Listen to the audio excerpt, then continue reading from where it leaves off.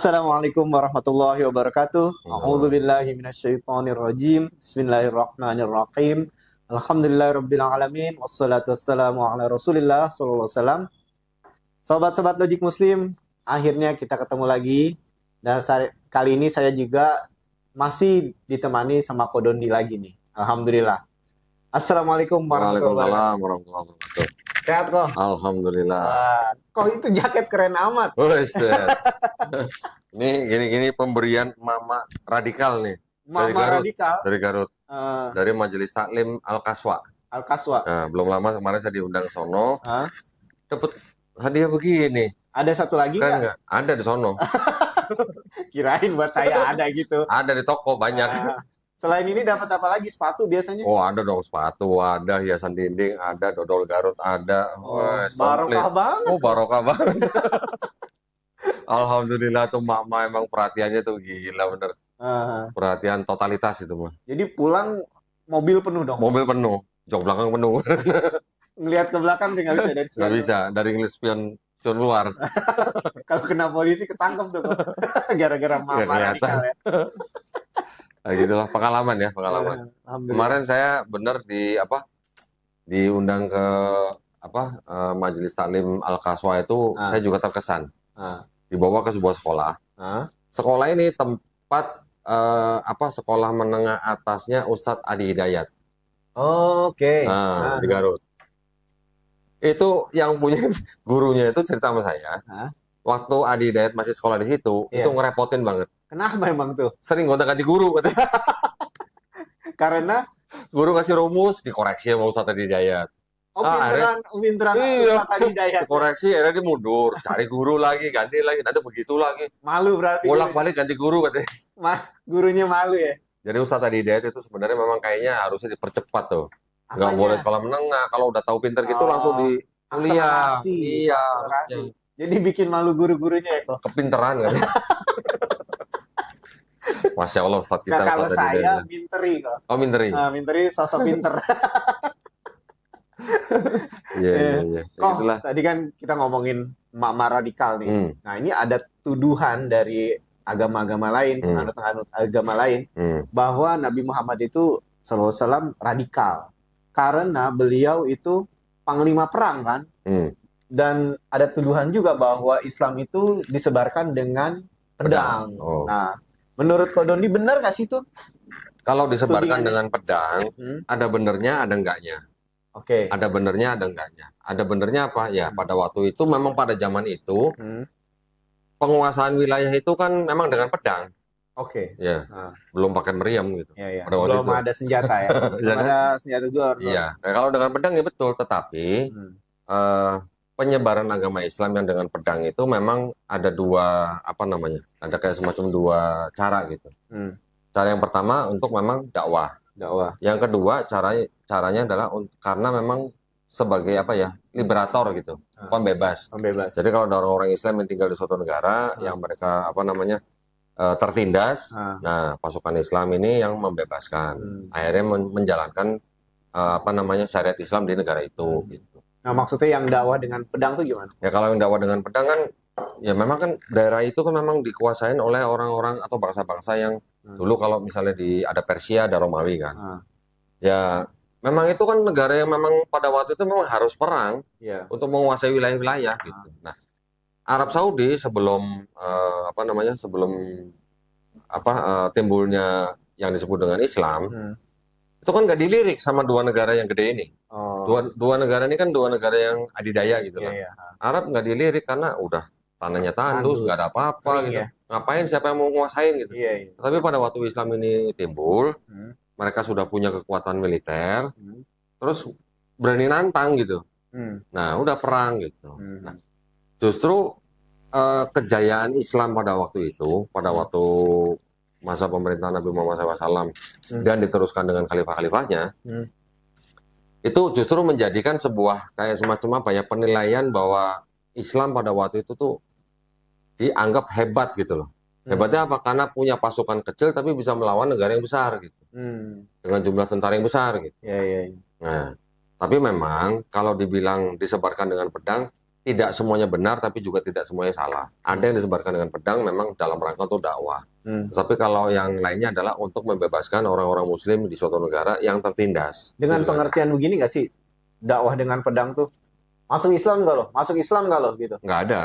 Kan Nggak ada. pengertiannya begitu. Pengertiannya Bukan. orang-orang dakwah dengan pedang tuh kan masuk Islam nggak loh? Kalau di Islam gini, begitu ada pasukan Islam yang masuk ke dalam suatu negara, penduduk-penduduk yang tidak mau masuk Islam, Nah, diberi pilihan.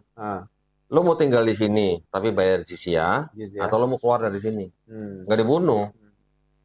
Nah, Ya, jadi tunggu sebentar. Oke. Jadi kalau yang bayar jizyah, itu jizyah itu gimana sih sistemnya? Nah, Jizyah itu tidak lebih mahal daripada zakat. yang 2,5%. Zakat kan 2,5%. Ya. Jadi ini kan wajib untuk kaum muslimin. Sedangkan jizyah tuh di bawah zakat besarannya. Besarannya. Namun saya lupa besarannya berapa ya. Kayaknya sih di bawah 1%. Ya. Terus kemudian jizyah ini hanya dibebankan kepada laki-laki saja. Yang Perempuan produktif. dan anak-anak dan orang tua nggak wajib bayar. Jadi laki-laki yang produktif ya. Pak? Laki-laki yang produktif yang wajib bayar. Ya. Terus kemudian laki-laki yang wajib bayar ini tidak wajib militer, tidak harus ikut perang. Oke. Dan laki-laki yang bayar jizyah ini dia dan keluarganya dilindungi sama muslimin. Oke. Jadi diberi pilihan, lu mau tetap dengan agama lu tinggal di negara Islam ini dengan bayar jizyah atau lu keluar gitu. Terus maksanya di mana? Ya nggak mungkin, maksa dong. Ya Gitu. mungkin orang berpikir jizyahnya itu maksa. Tapi padahal itu Loh, sebenarnya kan kayak pajak di negara aja kan, Iya. semua harus bayar pajak gitu ya iya, kan. bahkan malah pajaknya lebih kecil dari pajak orang Islam Iya, orang dan dilindungin. Iya, Orang Islam udah bayar pajaknya lebih besar, wajib militer lagi. iya. Nah, lebih untung mana? Adil nggak? Nggak adil kalau misalnya itu. Enggak, Ah. enggak. Buat orang yang bayar jizyah adil nggak? Oh, adil banget. Adil banget. Dan Dia bayar dilindungi. lebih kecil daripada zakat, dia tidak harus wajib militer, dia malah dilindungin. Dan yang bayar cuma laki-laki yang produktif. Orang tua, wanita, anak-anak nggak perlu bayar. Oh, gitu. Gitu. Oke. Nah sekarang disebarkan dengan pedangnya di mana? Ya itu karena apa? Kan kayak benderanya Arab Saudi kan gambarnya pedang gitu. Terus kan Nabi Muhammad SAW kan menjadi panglima di perang-perangnya waktu beliau hidup kan. Mendingan mana? Bendera gua gambar pedang, bendera negara lain nggak ada gambar pedangnya, tapi ngebom nuklir. Iya itu. Mendingan mana? Iya. Ayo. Iya betul. Yang penting aktualnya ya. Aktualnya dong. Sebenarnya menjalankan atau menegakkan hukumnya. Nah, sebenarnya apa sih persyaratan perang dari Maksudnya aturan dalam perang. Aturannya. Aturan dalam perang di Islam jelas. Apa itu? Nggak boleh bunuh pemuka agama setempat. Nggak boleh ngerusak rumah ibadah. Bahkan nebang pohon nggak boleh. Bunuh binatang nggak boleh. Wanita dan anak-anak juga nggak boleh dibunuh. Jelas nggak? Iya. Jelas. Rumah ibadahnya aja kita nggak boleh rusak. Yang ada ya juga yang nggak boleh nyerang duluan ya kok? Kalau nyerang duluan tergantung ininya ya, tergantung latar belakangnya lah ya. Tetapi aturan di dalam Islamnya apa?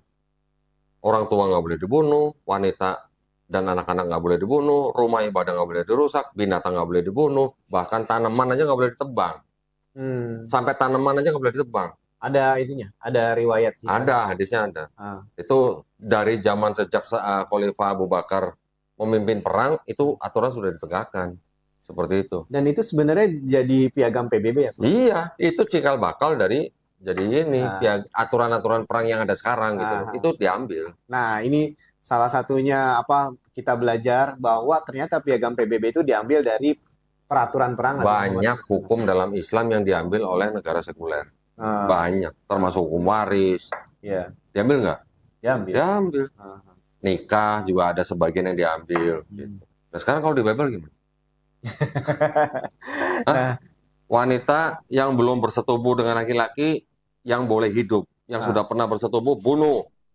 Wah, ngeri amat itu. Anak-anak bunuh, binatang bunuh, keledai, unta itu harus dibunuh. Salahnya keledai apa gitu harus dibunuh gitu.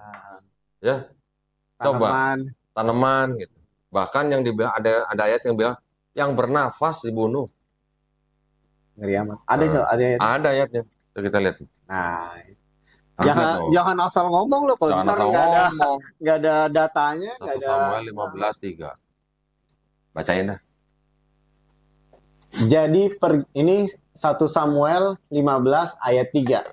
Jadi pergilah sekarang, kalahkanlah orang Amalek, tumpaslah segala yang ada padanya. Dan janganlah ada belas kasihan kepadanya. Bunuhlah semua, laki-laki maupun perempuan, kanak-kanak maupun anak-anak yang menyusu, lembu, kanak-kanak maupun anak-anak yang menyusu, lembu maupun domba, unta maupun keledai. Salahnya keledai apa coba harus dibunuh? Nggak tahu. Mungkin karena pernah menunggangi orang-orang Kanaan, Amalek kali ya. Nah itu. Kok sadis itu ya kok? Ya sekarang gini, kita balikin ya. Tapi apakah itu saudara kita yang Kristen menganggap Yesus adalah Tuhan? Tuhan ya? Ya. Tuhannya ini kan berarti kan sama atau satu dengan Tuhan yang disebut dengan Tuhannya bangsa Israel. Benar. Betul kan? Benar. Nah perintah ini itu perintah dari Tuhan kepada Nabi Musa. Ya. Nabi Musa turunkan perintah ini kepada bangsa Israel. Ya. Berarti apakah yang memerintahkan ini Yesus? Iya. Hah? Iya. Jadi kalau kita Yesus dianggap Tuhan. Iya, kalau kita balikin nih. Iya. Di Perjanjian Baru Yesus Tuhan. Yesus satu dengan Bapa. Berarti Yesus sama Bapa ini kan sama-sama Tuhan. Dari dulu. Terus dari dianggap awal. Tuhan ini adalah Tuhannya bangsa Israel juga. Nah, sekarang Tuhannya bangsa Israel ini memerintahkan kepada Musa begini. Nabi Musa memerintahkan bangsa Israel begini. Berarti yang memerintahkan ini Yesus bukan? Iya. Hah? Iya dong. Nah, di Perjanjian Baru Yesus bilang kasihlah musuhmu. Di sini tumpaslah. Nauzubillah min dzalik. Itulah perbedaan persepsi antara orang Muslim dan orang Kristiani ya kok. Ya. Jadi harus konsisten maksud saya gitu. Iya. Kalau memang Yesus Tuhan, berarti Yesus sudah menyuruh membunuh perempuan, anak-anak dan anak-anak menyusui, bahkan keledai nggak tahu apa juga dibunuh.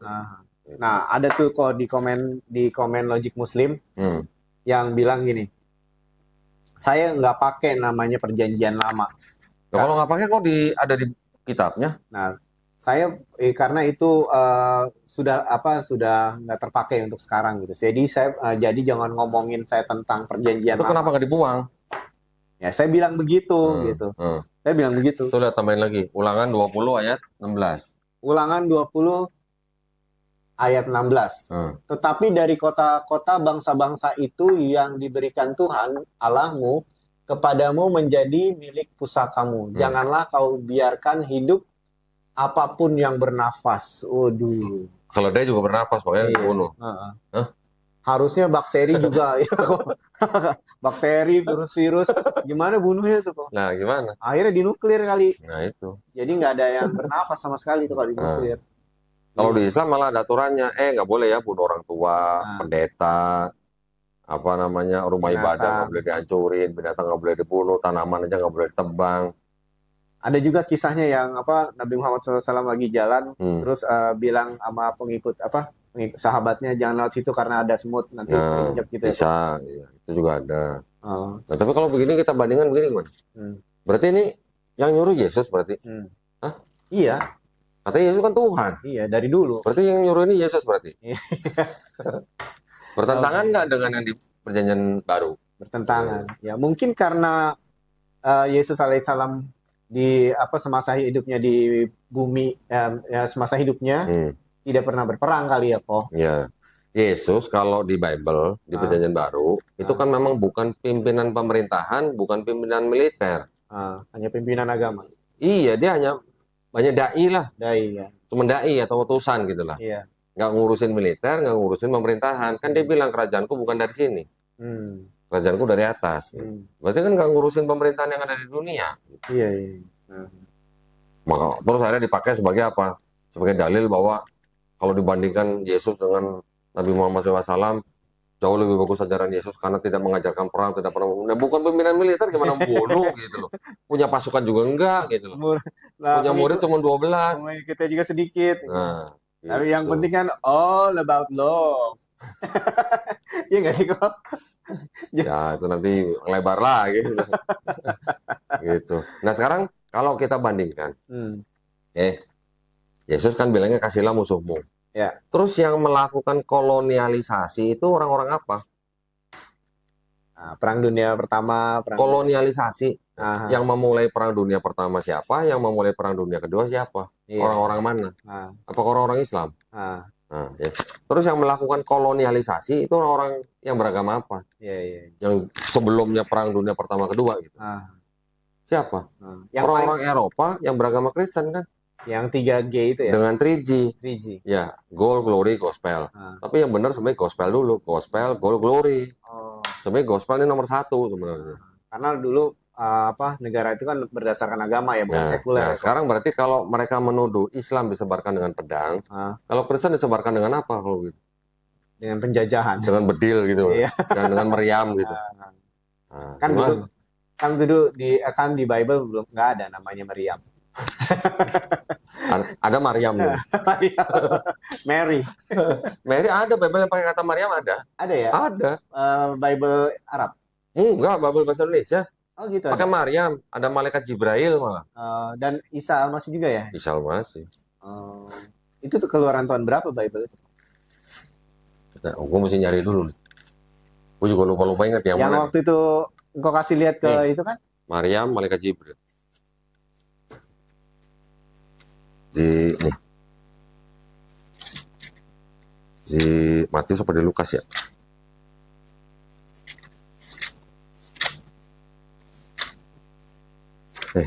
Ini keluaran berapa kok? Sebentar. Gue cari dulu. Lukas apa Matius gue lupa. Bentar. Ini Bible Indonesia nih ya kok? Bahasa Indonesia. Bahasa Indonesia ya? Nih, malaikat apa? Jibril. Jibril. Bukan Gabriel ya. Ah, Sama, maksudnya yang dimaksud sama sebenarnya malaikat Gabriel dengan ini Jibril saya itu bacain sama. ya. Lukas 1 ayat 26.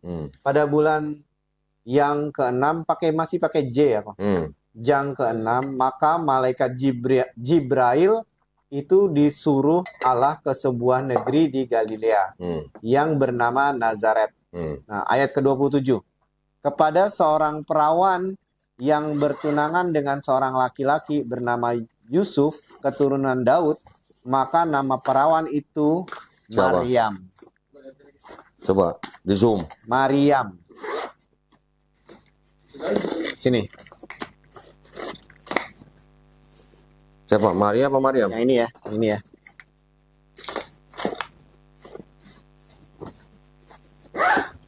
Maryam. Hah? Maryam. Iya, Jelas kan? iya. Jadi yang dimaksud Maryam di situ tuh Maria bukan? Sama Maria. Sama. Sebenarnya sama. Oke. Nah, berarti kalau gitu Yesus sama Isa sama nggak? Sama Orangnya? dong. Ah, Jadi kita boleh ngomong itu kok.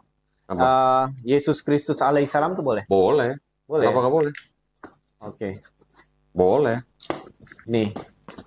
Ini wasiat yang lama maksudnya perjanjian Perjanjian lama. lama. Nih, tulisannya wasiat yang lama atau perjanjian lama.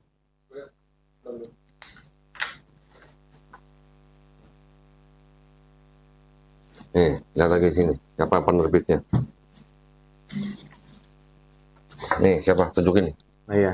Nih penerbitnya LAI.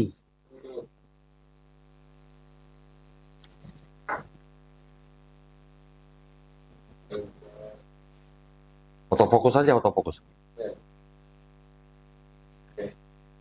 Oke. Siapa penerbitnya? Lembaga Alkitab Indonesia tahun 1962. Ya kan? Ya. LAI juga. Maryam, malaikat Jibril, ada kata insya Allah, ada kata kalam. Mau lihat yang insya Allah? Insya Allah. Udah tahu? Belum. Ini. Bukan.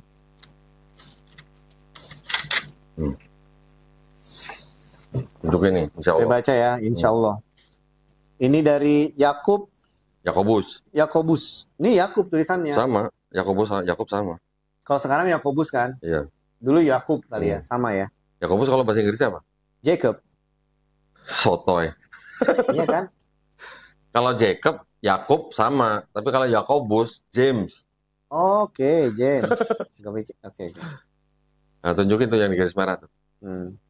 Ini James Kamera dong, atau kamera Yakub. Ya, ini saya baca dulu ya. Yakub 4 ayat 15. Melainkan patutlah kamu berkata, Insya Allah kita akan hidup membuat ini dan itu. Mentang-mentang tulisan Allahnya nggak ada tasdid ya, lu bacanya Allah ya. Iya. Ya bener, ya bener. Kan gue sesuai Iya, betul. Bible orang-orang Kristiani baca. Iya, iya. Nih. Ini ya paling bawah ya. Nih bawah. Ini merah ini. Ya.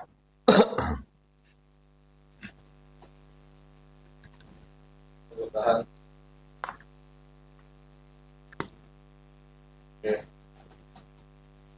Oke. Dah. Ya.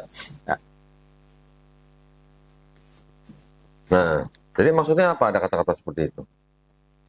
Sebenarnya ajarannya sama. Buat siapa maksudnya ini Bible ini Iya. buat siapa? Nah, Oke? jadi sebenarnya kalau banyak kata-kata yang sama, sebenarnya yang diajarkan Yesus alaihissalam itu sama ya, Koh ya? Nah, sebenarnya kalau kita mau teliti, kita Ah. baca dengan teliti, Iya.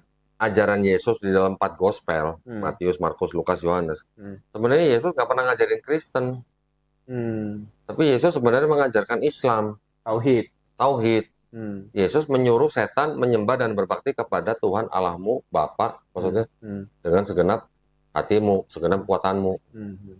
Ya. Hmm. Terus Yesus juga bilang, satu-satunya Allah yang benar ini walaupun istilahnya salah, Hmm. tapi Yesus bilang satu-satunya Allah yang benar Bapa. Hmm.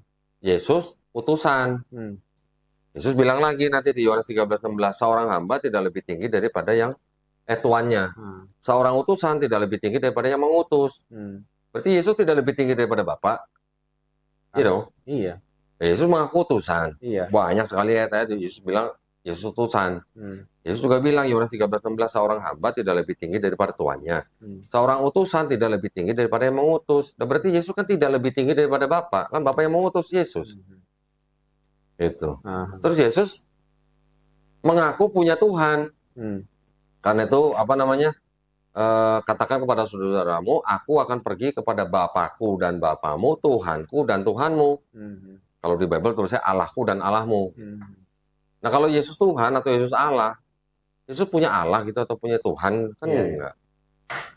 Nah sebenarnya kan itu bukti-buktinya udah nyata ya, Koh ya. Hmm. Apa seperti yang di Quran bilang gitu bahwa bukti-bukti itu udah nyata gitu ya. Apa sih yang membuat orang susah menerima bukti-bukti kebenaran itu sih, Koh? Nah, kan 4 gospel kan cuman cerita kehidupan Yesus. Iya. Sedangkan ada 13 surat-surat yang dianggap ditulis oleh Paulus, Nah. yang mana di dalam surat-surat Paulus ini sudah ada doktrin-doktrin bahwa Yesus itu mati di atas kayu salib untuk menebus dosa manusia. Iya.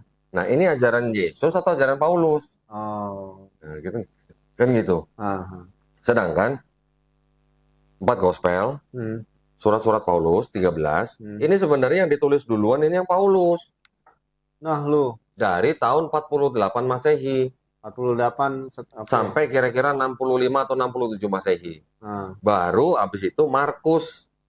Habis Markus baru kira-kira 10 tahun kemudian Matius dan Lukas yang menyadur dari Markus. Baru tahun 95 Masehi Yohanes yang terakhir. Jadi 13 surat Paulus dulu, baru 4 gospel ditulis. Oh. Pertanyaannya, ini yang 4 gospel menulis ini terpengaruh sama tulisan Paulus atau tulisan Paulus terpengaruh sama 4 gospel? Enggak. Pasti yang gospel terpengaruh sama tulisan Paulus dong. Iya, iya. Karena surat-surat Paulus ini kan sudah menyebar kemana-mana. Ke Roma, Galatia, Kolose, Korintus, gitu kan. Iya, iya. Sedangkan di dalam ke-13 suratnya Paulus, Paulus nggak pernah nyebut-nyebut Matius, Markus, Lukas, Yohanes. Betul kan? Iya. Paulus juga nggak pernah nyebut-nyebut ada mayat, ada waktu Yesus disalib, tabir bait suci terbelah dua, kemudian pada waktu Yesus bangkit, mayat orang-orang kudus bangkit dari kubur masuk kota Yerusalem. Paulus nggak pernah cerita, padahal di gospel ada. Gitu. Mayat orang-orang kudus bangkit dari kubur masuk kota Yerusalem, kira-kira heboh nggak? Heboh lah. Apa Paulus nggak pernah dengar? Makanya. Nah, gitu. Jadi ternyata sebenarnya yang ditulis adalah Paulus dulu, surat-surat Paulus.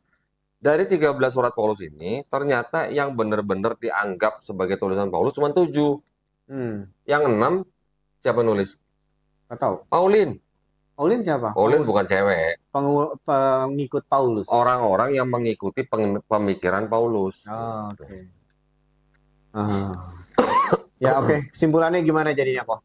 Untuk Nabi Muhammad sebagai panglima perang yang menyebarkan Islam dengan pedang. Ya, kalau disebut Nabi Muhammad SAW adalah panglima perang, salah satunya adalah iya. Karena beliau kan memang punya pasukan militer. Ya. Beliau juga sekaligus sebagai nabi dan juga sebagai kepala pemerintahan pada saat beliau masih hidup. Ya. Jadi yang namanya kepala pemerintahan, kepala militer, ya otomatis sebut panglima perang, terus salahnya di mana? Dan memang awal-awal beliau punya pasukan militer, kan setelah beliau hijrah ke Madinah. Ya. Setelah beliau hijrah ke Madinah, yang memerangi beliau siapa? Orang-orang Mekah. Orang-orang Mekah, dari Mekah yang memerangi sampai terjadi perang antara orang-orang Quraisy dan orang-orang di Madinah di bawah pimpinan Nabi Muhammad SAW. Perang itu perang untuk mempertahankan apa sih? Atau untuk menguasai wilayah mana sih? Tidak kan? Kan pada waktu perang Nabi juga tidak berusaha awalnya untuk menguasai Mekah. Iya. Tetapi perang untuk mempertahankan dari serangan suku Quraisy kan. Setelah dengan segala macam intriknya sampai akhirnya ada perjanjian sebelum Fatu Mekah, baru Mekah dikuasain tanpa pertumpahan darah. Terus mau dibilang disebarkan dengan pedang, kan tidak tepat juga. Tetapi pada waktu Nabi menjadi kepala pemerintahan dan juga menjadi panglima perang yang mewakili seluruh wilayah Arab yang berperang dengan bangsa lain, itu udah lain konteks. Gitu. Dan yang paling bagus ya menurut saya contoh yang paling bagus dari Nabi SAW adalah waktu beliau kembali ke Mekah dan tidak ada itu ya kok, tidak ada balas dendam ya kok. Tidak ada, tidak ada. Kan yang ditanya mau selamat masuk ke rumah Abu Sofyan gitu kan. Terus kalau mau tetap tinggal ya bayar jizyah itu. Silakan. Silakan, gitu. Tidak ada paksaan gitu ya kok. Jadi artinya kan sebenarnya kan Islam kan agama yang adil. Insya Allah. Bahkan melindungi orang non-Islam. Asal mereka bayar jizyah. Ya oke, Ko Dondi. Siap. Jadi udah jelas gambarannya seperti apa. Mudah-mudahan bermanfaat. Wabillahi taufiq wal hidayah. Wassalamualaikum warahmatullahi wabarakatuh. Waalaikumsalam warahmatullahi wabarakatuh. Terima kasih Ko Dondi. Alhamdulillah. Alhamdulillah.